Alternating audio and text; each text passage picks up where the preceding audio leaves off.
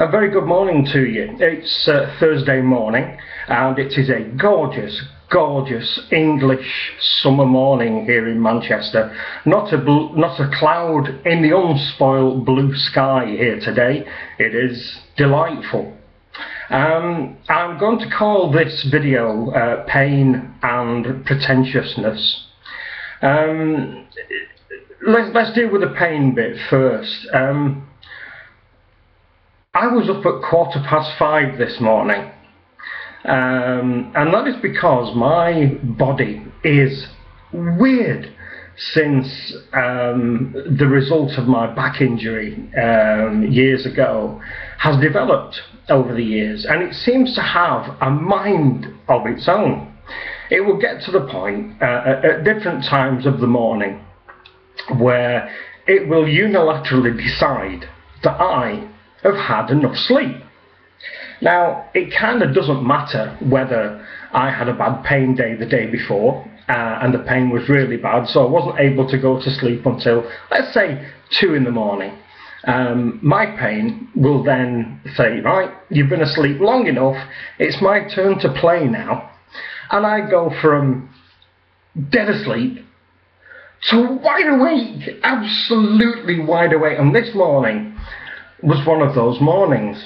But kind of my view on this is, put you into context here. About 3 years ago, I was sent to a pain management clinic in Greater Manchester, and I was with a group of other people who suffered with pain.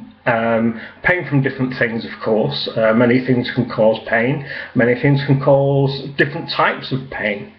But the thing that was in common with all these people was that they were all on antidepressants. And I was the only one who wasn't, and I'm still not. And I do believe that the case that I'm not on antidepressants is I view my pain as a little bit different. My pain is an inconvenience to me. It is something that I have to live with, but it doesn't impact on the quality of my life to a certain extent, because I don't allow it to impact on the quality of my life. I plan around it. If I know that I'm going to do something like, say, tomorrow, I will have a relatively easy day today, trying to build up some form of resistance for a hectic day tomorrow, knowing full well that I will pay a price the following day. And what I found at the pain management group was these people class themselves as pain sufferers and nothing else. That was the first thing that they class themselves as. And I think this is fairly run-of-the-mill where serious problems are concerned. People start to define themselves as their disease or disability. Whereas myself, as I've said, my pain is an inconvenient, constant companion, I would wager. Anyway, the point I'm trying to get to here is my pain is kind of, you know, when you have an alarm clock to get up in the morning, and your alarm goes off at 5:30 if you start work really early, or 7 o'clock if you've got to be in the office for 9. And your alarm goes off, and unless you're a very fortunate person, you get up and you go, oh God, here we go, and you search around to turn the alarm off, and then shall I have a snooze? Oh yeah, go on, I'll have 5 minutes. And it takes a long time for you to pull yourself together. Well, as I've already said, I go from asleep to absolutely alert in a heartbeat. And I can only guess what that is that when my pain kicks in, there is an enormous surge of adrenaline, which fires me into full operational mode, as it were, to decide, right, okay, there's something needs to be done to contact this. The small fact that I can't get out of bed for 10 minutes without sitting up on the edge first and pulling myself together, and forget all that, you know. But then I've got to get up and do my medication. There's nothing better than a pharmaceutical breakfast. Forget your pancakes and your eggs and bacon and things like that. Tablets. It's what you need. So yes, that's what happened this morning. I pulled it together a little bit since then, so I'm a little bit brighter now, but 5:15 this morning, it is now 9:04. So I've been up for nearly 4 hours. Excuse if there's noise in the background, by the way. I've got the windows open because it is such a glorious, glorious day. On a Thursday morning we have our local rubbish collection, so you will hear big trucks coming up the side road of where I live, picking up all our refuse and so on and so forth, so ignore that if you can. Anyway, moving on. Pretentiousness. We all know that pretentiousness evades, or invades should I say, all parts of our life. And I was in one of the watch forums last night, and I was ganged up on by 2 other members in one of those said watch forums because they believed that my view that a watch collection can be made up of any kind, standard, make, origin of watch, as long as that watch makes you happy, was incorrect. That they felt that to be a worthy watch collector and a watch expert, you had to develop your expertise over 5, 10, 15, 20 years, and until you had done that, you had no right to have any form of valid opinion. One of them said to me that I was like one of those head teachers of the schools where everybody has to be a winner, and to prove the fact that they don't know me at all, I'm actually completely the opposite of that. I'm a great believer in you've got to be the best that you can, because life is hard. And you know, second place is no place to a certain extent, or it's the highest of the losers, whichever way you view it. I've spent my life as a salesman, and you don't become a good salesman if you don't believe that you're the best out there. You know, and when I was a professional fundraiser, I was very, very good at it, because I had what we call here in the north of England a brass neck.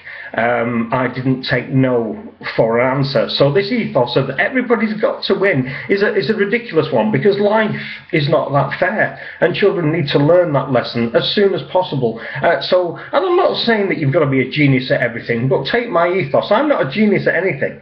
I'm not a watch expert. I like watches.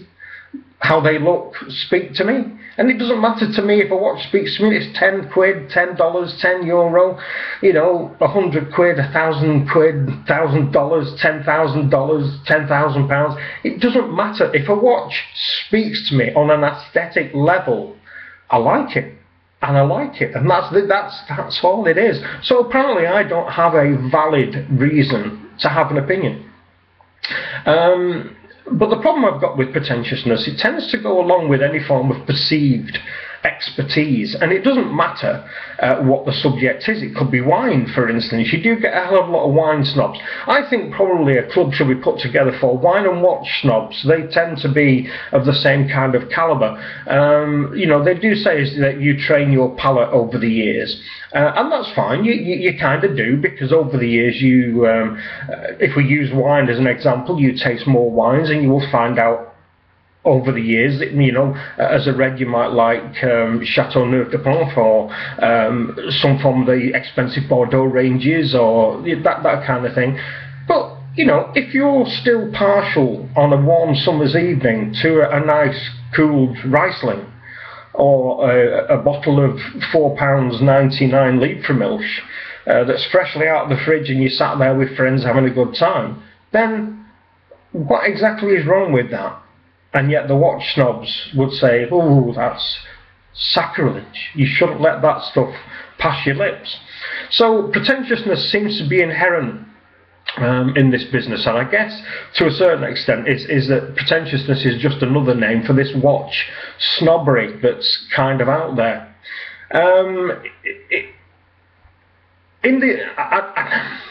I can't say that I won't be going back into the watch forums, because a lot of people I know that we do these videos with that comment on my videos that I get along with are in there. You know, Simon Crane's in there, who I chat regularly to. Lord David is in there, that I chat regularly to. Guido is in contact with me regularly. You know, and so to say I won't go back in is a lie. Will I engage? Possibly with only people that I know. I find it distasteful. I find it unnecessary, but apparently it is necessary, or certain part of this watch community believe that it's necessary. And sadly, I think that quite a lot of people who are maybe in the early days of their watch collecting career, fascination, hobby, addiction, feel that they need to take notice of these people, which just underpins their pretentiousness. So it's kind of a self-perpetuating problem, you know. And it doesn't come far down from the top of the trees where that snobbery actually starts, and where this started in the forum was because somebody basically said that the Omega Speedmaster was dog shit. And I just put a throwaway comment in there basically saying, good to see that there's a watch snob in the house. You know, anything that isn't a Rolex or above is not horologically worthy. You know, and you know how I hate using that word, horology. Anyway, that was kind of it for this one. It's just kind of venting my spleen about my physical condition, which has a bad habit these days of getting me up at ungodly hours in the morning. And I end up doing my ironing at 3:30 in the morning and things like that. And yes, I do my own ironing. I live alone, you know, what do you do?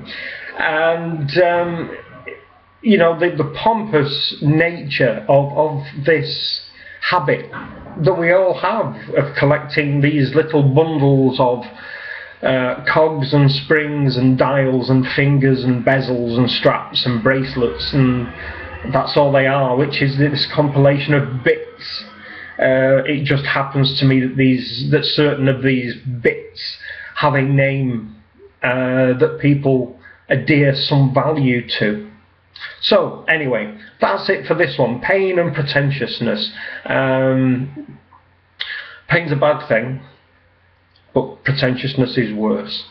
Anyway, let me know what you think about this one. I'm sure there'll be a lot of people banging on at me about me having absolutely no right at all to dispunge their name regarding the expertise that they profess that they have. So, as always, if you want to lambast me, make me a video.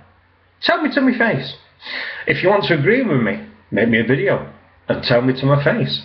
Other than that, if you don't fancy doing either of those things, do exactly the same down below in the comments section.